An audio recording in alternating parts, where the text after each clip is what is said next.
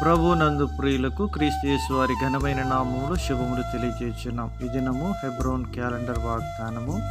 యేసు వైపు చూచుచు మన ఎదుట ఉంచబడిన పందెంలో ఓపికతో పరిగెత్తుదము. హెబ్రీ పత్రిక 12వ అధ్యాయం 2వ వచనంలో హెబ్రీ గ్రంథకర్త ఈ మాటలు తెలియజేస్తున్నాడు. ప్రియమైనటువంటి దేవుని ప్రజలారా, విశ్వాసమునకు కర్తయు దానిని కొనసాగించేవాడైన యేసు వైపు చూచుచు అని ఈ యొక్క భాగంలో దేవుని యొక్క దాసుడు తెలియజేస్తూ ఉన్నాడు. ప్రియమైనటువంటి దేవుని ప్రజలారా, క్రైస్తవ జీవితం పరుగు పందెంతో పోల్చబడుతూ వచ్చింది.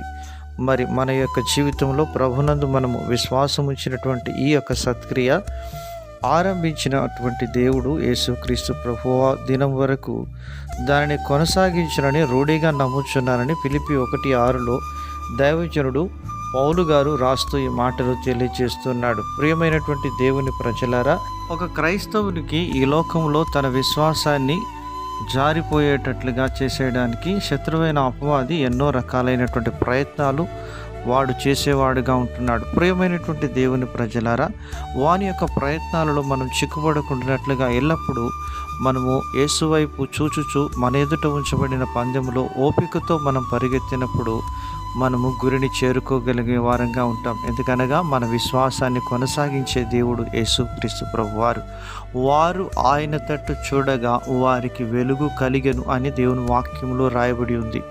ప్రియమైనటువంటి దేవుని ప్రజలారా, ఒకానొక సమయంలో దైవజనుడు పేతురు గారు యేసుక్రీస్తు ప్రభువారు నీటి మీద నడుచుకుంటూ వచ్చినప్పుడు శిష్యులందరూ కూడా భూతమని భయపడుతూ వచ్చినప్పుడు, ప్రభువా నీవే అయితే నేను కూడా నీటి మీద నడిచినట్లుగా నాకు సెలవిమ్మని పేతురు దైవజనుడు మాట్లాడుతూ వచ్చినాడు.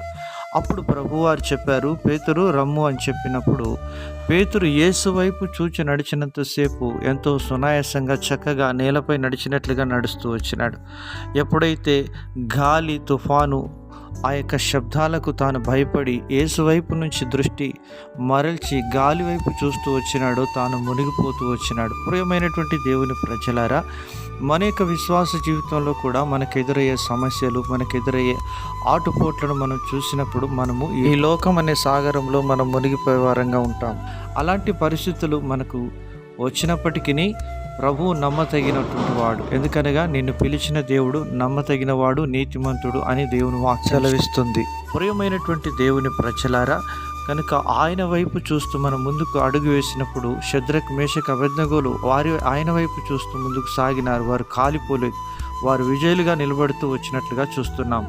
ఇజ్రాయిలీలంతా కలవరంలో ఉన్న సమయంలో దేవుడు దావీదును లేపుతూ వచ్చినాడు. దావీదు యేసు వైపు చూస్తూ గొలియాతును జయించుతూ వచ్చినాడు. నీవు కూడా సమస్యల వైపు చూడక యేసు వైపు చూస్తూ అలాంటి సమస్యలను జయించుదుగాక.